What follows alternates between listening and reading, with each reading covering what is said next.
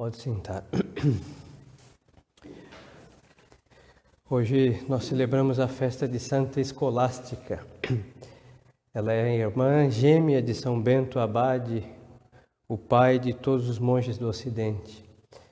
E da vida dela não se sabe muita coisa, porque ela viveu muito recolhida, como uma boa monja beneditina, e ela só visitava seu irmão uma vez por ano.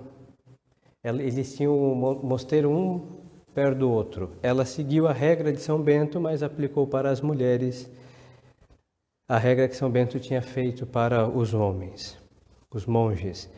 E ela aplica para as mulheres e uma vez por ano eles se visitavam, assim que não se sabe muito sobre ela. Mas São Gregório Magno, Papa, que teve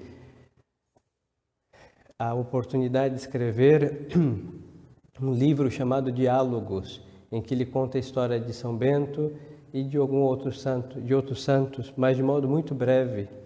Ele relata um episódio de São Bento com a sua irmã.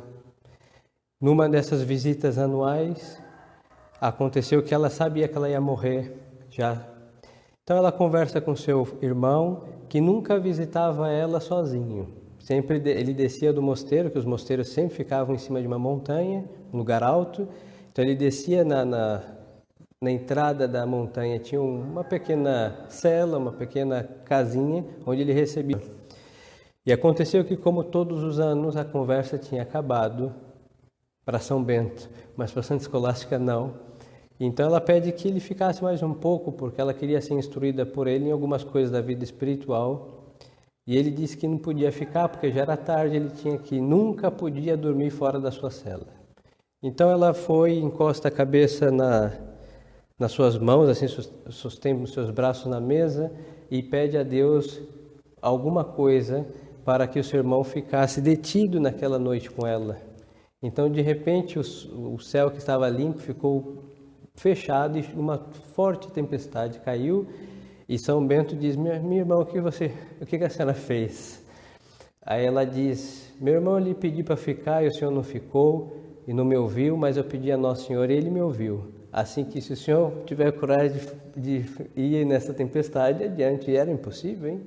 Foi uma tempestade daquelas. E São Bento falou: não tem como. Ficou e tiveram que conversar a noite inteira sobre coisas espirituais. Eles nunca se reuniam para falar de outra coisa. E aconteceu que, alguns dias depois, São Bento vê a alma da sua irmã subir ao céu como uma pomba. Foi a despedida. Ela queria ser instruída por última vez, de modo intenso, sobre as coisas que depois de poucos dias ela ia contemplar no reino dos céus. Aí subiu aos céus e aí ele faz o túmulo que ele tinha feito para ele cede para sepultar a sua irmã e depois de algum breve tempo ele também veio a falecer. Irmãos gêmeos, e assim nasceram juntos, e no reino dos céus, ela entrou primeiro porque as damas têm no cavalheirismo dos santos, vai primeiro também para o reino dos céus, assim que, grandes santos.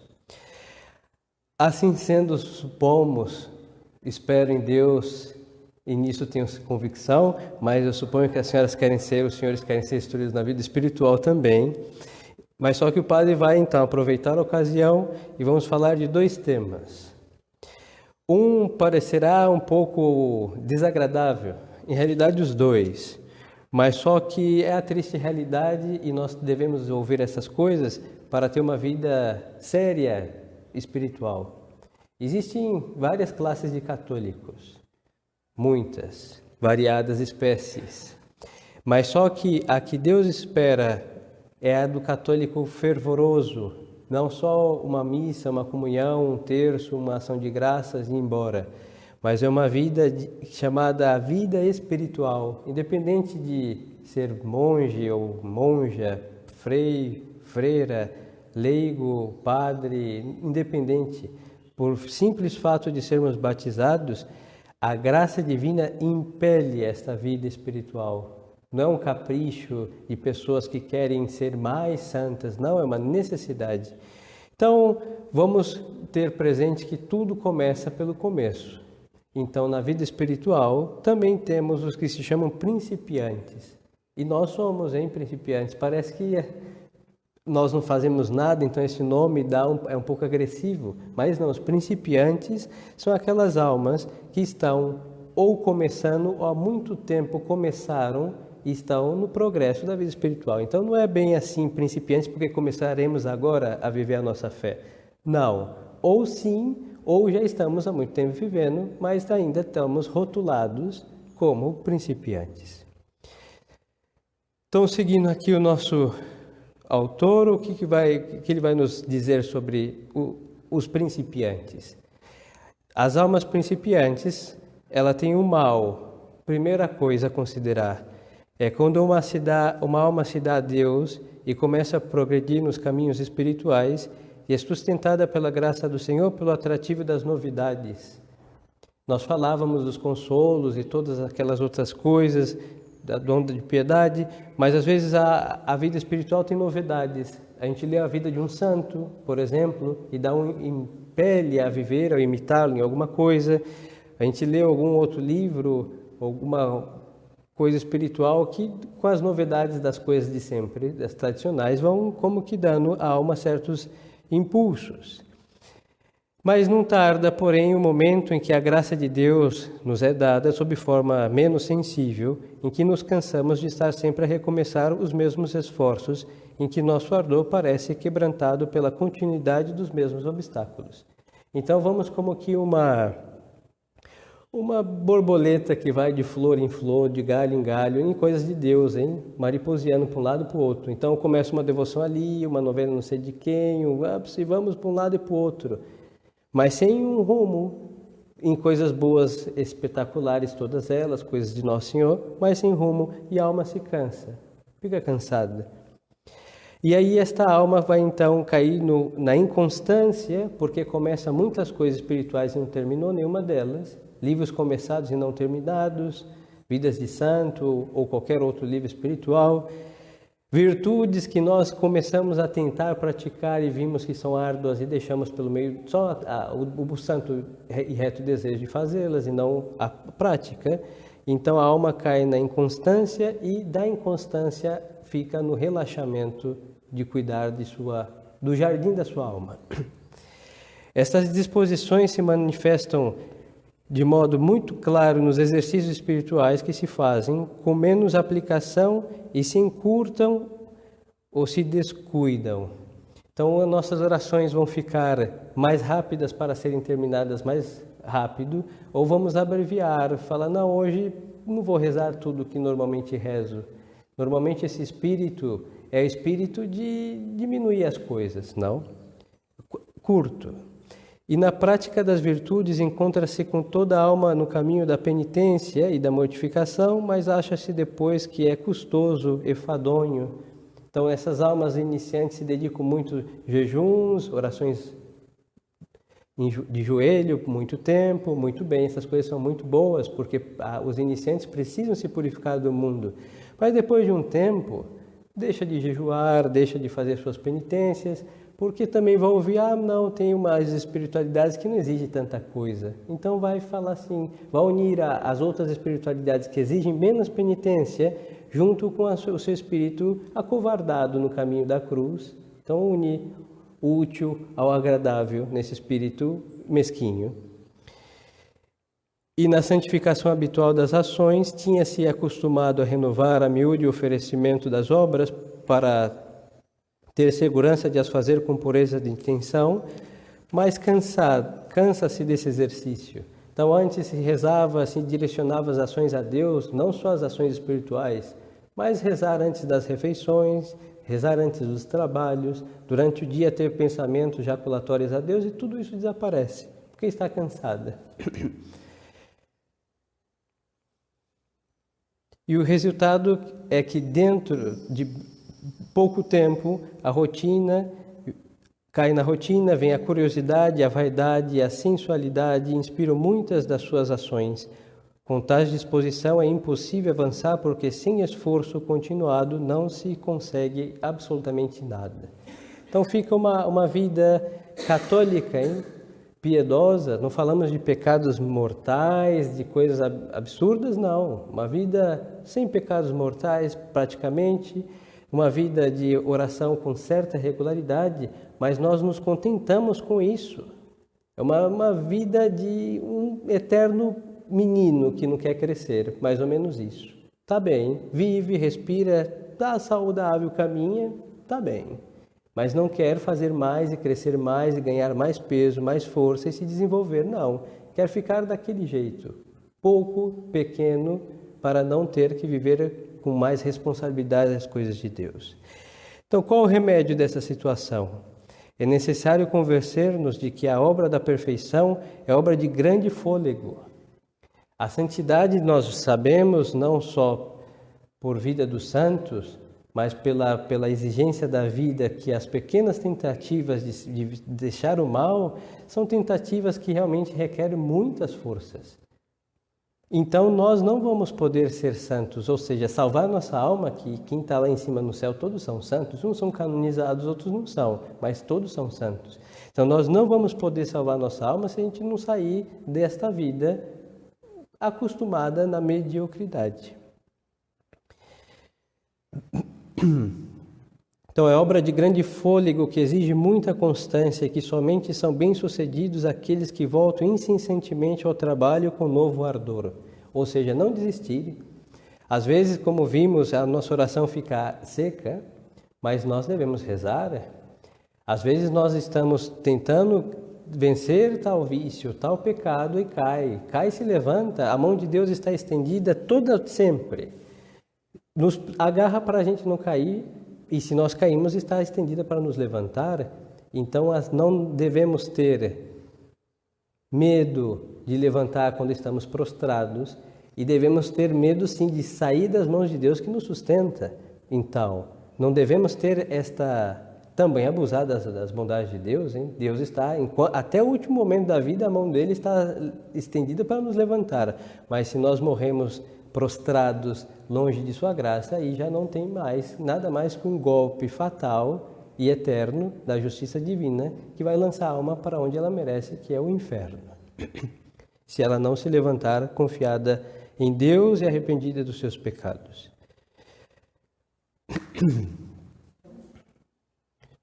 Então, todas as manhãs se deve perguntar a si mesmo se não pode fazer um pouco mais e se não pode fazer as coisas feitas sempre um pouco melhores. Isso fará também com que as nossas orações, exercícios na virtude, não caiam nesse relaxamento.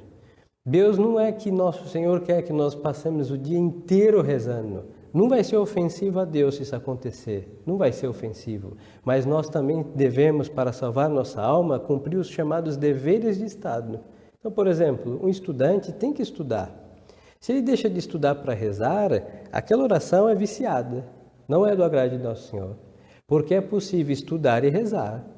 A oração não se opõe ao dever de Estado, e o dever de Estado não se opõe à nossa oração. Almas religiosas que se dedicam à oração exclusivamente, o seu dever de Estado se confunde com as suas orações. Por quê? Porque é um modo exclusivo, então um freio, uma freira, um monge, uma monja, um sacerdote, faz parte do dever de Estado deles a oração. Ele não pode alegar nada por bom de que seja salvar as almas, deixando a sua oração de lado. Por quê? Porque tem que ser homem e mulher de oração, porque estamos exclusivamente dedicados a Deus. Os senhores, como leigos, estão exclusivamente dedicados a Deus? Sim, mas a vida de casado, de solteiro, de estudante, de filho, de filha segue. E a vida espiritual supõe que nos salvemos como tais. Uma mulher de casa, uma dona de casa, vai se salvar como dona de casa. E então ela não pode descuidar de sua casa, porque é cuidando de sua casa que ela vai se salvar. Por exemplo, Beata Maria Taide, mãe, esposa, com filhos e tudo, virou santa. E ela estava lavando sua roupa, passando sua roupa, cuidando da comida, cuidando das crianças, limpando a casa e virou santa. Certamente, com a graça de Deus assistindo, porque sem ela é impossível ser santo, mas assistindo não só as coisas das orações, assistindo também o cumprimento do dever de Estado. Mas em tudo isso nós podemos olhar, aí vem um exame de consciência. O que eu tenho feito por Deus? Eu tenho feito bastante, bendito seja, mas eu tenho feito melhor o bastante, ou o pouco que eu faço eu tenho feito melhor? Então, se sim, bendito seja Deus. Se não, se renova o propósito de ser generosos para com Deus, nosso Senhor. Então, para assegurar a constância, não há nada mais eficaz que o exame particular fielmente praticado, ou seja, o exame de consciência. Nós fazemos exame de consciência para a confissão, repassar nossos atos e ver pecados e se confessar. Mas nesta vida de iniciantes ou na vida de fervor, independente, nesta terra, nós devemos chamar nossa consciência a juízo todos os dias. E não do modo que nós fazemos para a confissão. Este é o modo para a confissão.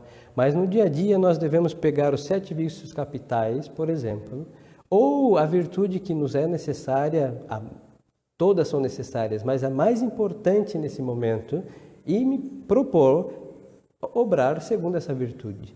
Então, durante o dia, eu olho, fui paciente, por exemplo, fui, bendito seja Deus. À noite, mantive a paciência, que é a virtude tão necessária nesse estado de minha alma? Não. Então, se pede perdão a Deus e se propõe no dia seguinte ser mais paciente que no dia de hoje. E assim, por exemplo, com essa vigilância sobre uma virtude, nós vamos exercendo muitas outras virtudes e a nossa alma não fica nesse estado de mediocridade ou um estado paralisado, que não vai para frente. Não vai para frente, mas vai para trás, porque na vida espiritual não tem como ficar estacionado. Aos nossos olhos estamos bem, mas aos olhos de Deus nós estamos retrocedendo, caminhando para trás, para a vida passada. Por isso depois virão pecados do passado. Depois virão lembranças dos pecados e saudade dos pecados, porque estamos estacionados, mas estamos caminhando em realidade para trás, para a vida de onde Deus nos arrancou, para salvar nossa alma e vamos obrando em contra da graça de Deus nosso Senhor. E outro remédio, ademais do exame particular, o exame de consciência, é a educação da vontade. Robustecer a vontade com a convicção do bem que nós fazemos ao fazermos violência contra a nossa mediocridade e inconstância nos serviços de Deus nosso Senhor. Isso tudo por um lado, da parte dos iniciantes, todos nós. Agora vamos ver a outra parte, que é o contrário disso daqui, é o chamado fervor indiscreto. No princípio, inconstância. Então, é um extremo maligno. E por outro lado, um suposto extremo benigno seria o fervor. Então, está ardendo de fervor é uma graça de Deus, mas o modo com que este fervor se encontra e é usado pode ter indiscrição. Então, tanto o extremo da inconstância como o extremo do fervor indiscreto são coisas que não podem estar na perfeição das coisas segundo nosso Senhor. Muitos principiantes cheios de boa vontade dão-se com ardor e entusiasmo excessivo ao trabalho da própria perfeição e acabam por se fatigar e esgotar em esforços inúteis. Ou seja, por exemplo, vão rezar todas as orações de não sei que coisa, de um livrinho.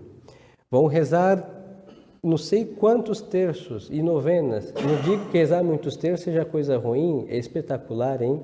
Tem várias devoções, 1000 Ave-Marias, Santo Rosário, isso deve permanecer, mas as almas vão pensar que na quantidade de coisas está a sua santificação. Então ela vai refazer tudo. Ela vai depois fazer o quê? Ler tudo o que ela puder e aparecer na frente dela. Porque são coisas de Deus, são coisas boas. Por que eu não vou ler? Então vai ler tudo. E vai ler mal, porque vai ler com pressa, com uma agulha espiritual e não vai aprender muita coisa, mas vai ler. Então vai ler, e vai ler, e vai ler, e vai ficar lendo, rezando muito, lendo. E fica nesse alimentar-se excessivamente. Vai fazer penitência. O outro não fazia, porque era coisa árdua e não perseverou, não inconstante. E esse não, vai passar semanas de jejum, não que seja coisa ruim, mas ele vai se desgastar.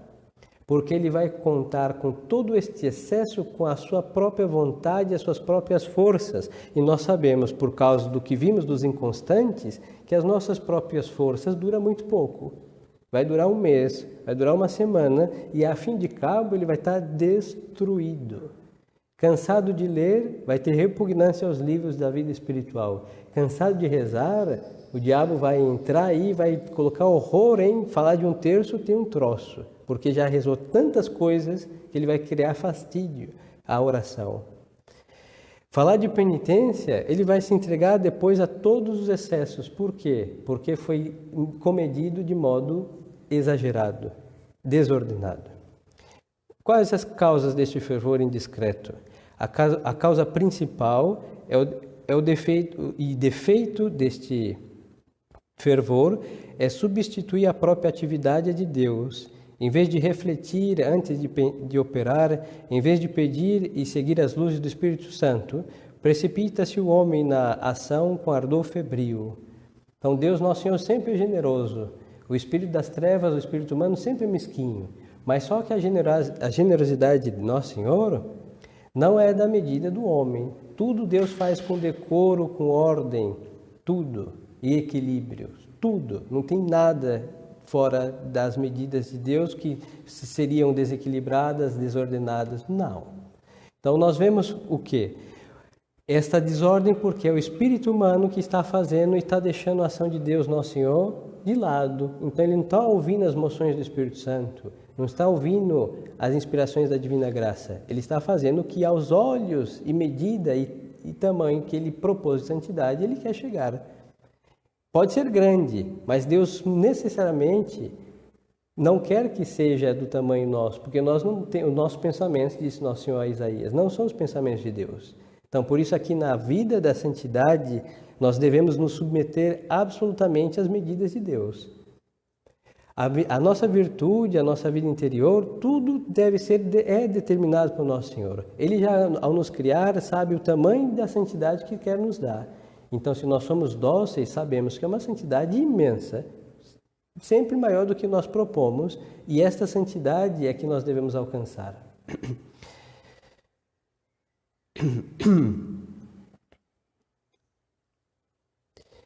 Muitas vezes insinua-se a presunção, querer chegar à perfeição de um salto, sair prontamente dos exercícios da penitência e alcançar depressa a união com Deus.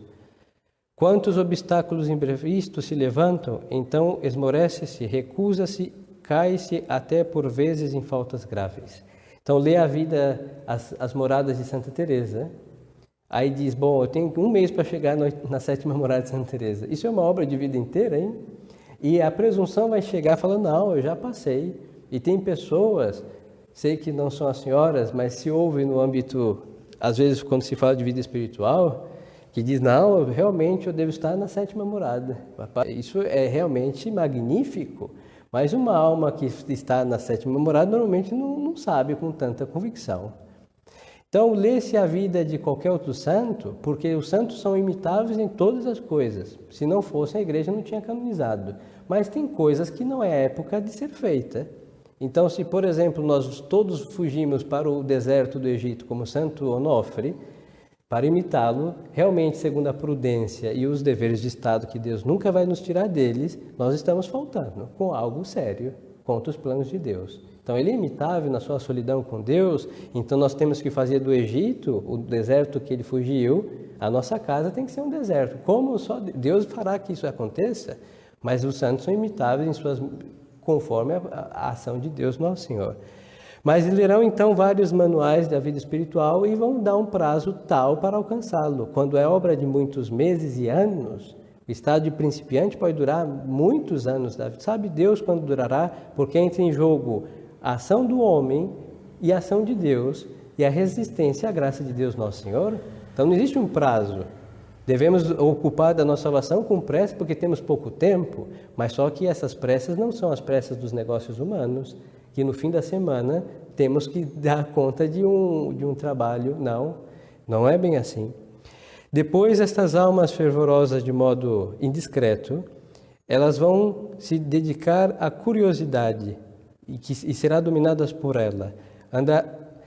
Anda-se a buscar incessantemente novos meios de perfeição, ensaiam-se algum tempo e dentro, em breve, propõem-se de parte antes mesmo de poderem produzir os seus efeitos. Fazem-se a cada passo novos projetos de reforma para si e para os outros e depois não se executam por esquecimento e descuido. Então, almas curiosas. E na curiosidade vão fazer tudo o que está ao seu alcance, mas com o modo operandi, o modo de fazer essas coisas indiscreto. E não é do agrado de nosso Senhor. Então, quais os remédios deste fervor indiscreto? O remédio principal é submeter inteiramente a dependência e a ação de Deus. É o mesmo remédio do nosso primeiro comentário sobre a inconstância. O inconstante não quer se submeter a Deus, então ele escapa da mão de Deus. E o fervoroso também escapa da mão de Deus, por isso tem indiscrição no seu fervor. Então nós vamos ver aqui uma leve e sutil ação do diabo e do espírito humano de estar com Deus, mas não do jeito que Deus quer que estejamos com Ele. É a independência declarada contra Deus nosso Senhor. Mas para assim nos submetermos, aqui vem o remédio, a ação de Deus, é necessário combater as causas deste ardor excessivo. Primeiro, a vivacidade de caráter, que influencia. Pessoas de um temperamento mais violento tenderão a ser indiscretas no seu fervor. Então deve-se combater. Não é porque tem tal temperamento que vai ter que se conformar com esses abusos do seu temperamento, de modo algum. Depois a presunção, que vem da excessiva estima de si mesmo. O fervoroso indiscreto, ele tem um pouquinho de vaidade e se contempla e tem muita autoestima de si mesmo, mesmo que seja uma alma reta. Mas então, deve-se mortificar essa excessiva estima de si próprio. E depois a curiosidade, que já que é causa deste fervor também, ela deve ser combatida, que anda sempre à busca de qualquer novidade. Dirige-se-á, pois, sucessivamente o ataque contra esses defeitos por meio do exame particular. Novamente, o exame de consciência fará que tanto o inconstante, tanto o que está em fervor indiscreto ponha remédio a essa falta e a este excesso. Então, assim, queridos fiéis, se nós temos presente esta doutrina, que é a doutrina tradicional da vida espiritual, e praticamos estas coisas, nós não só vamos para frente, rumo ao céu, nós começamos a voar. Esta é a diferença das almas que se arrastam no caminho do céu. Pode ser que cheguem, tem muitas maneiras de chegar no céu. Ou que Deus puxou, ou que foram arrastados por uma graça de Deus, ou que foram voando até Nosso Senhor. O importante é chegar, mas na sensatez, voar é um pouco mais prático. Então vamos aproveitar isso. Nós já devemos nos desgastar com tantas coisas para não perder a Deus e não perder a fé e não perder a fidelidade a Nosso Senhor. Muitíssimas coisas. Como uma vela, que se consome, a violência de ventos e furacões e não pode se apagar, tem que estar até o fim na presença de Deus. Mas se nós praticarmos estas, com cuidado com nossa inconstância e com nosso cuidado com o fervor indiscreto, nós vamos realmente voando até Deus Nosso Senhor. E isso é chegar com uma integridade e uma nobreza digna dos filhos de Deus. Não vai tirar os méritos do árduo do caminho do céu, não tira, dos combates não tira, mas acrescenta realmente uma eficácia de Deus e a delicadeza da graça de Deus, que não quer realmente que o homem se destrua tanto no caminho da salvação. A integridade das coisas, junto com a graça de Deus, permanece. Então Deus quer que realmente nossa alma, como a alma de Santa Escolástica, voe, como uma branca pombinha, até Deus Nosso Senhor.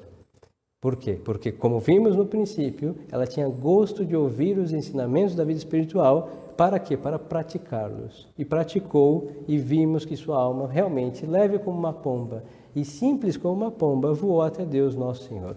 Louvado seja nosso Senhor Jesus Cristo. Em nome do Pai, do Filho e do Espírito Santo.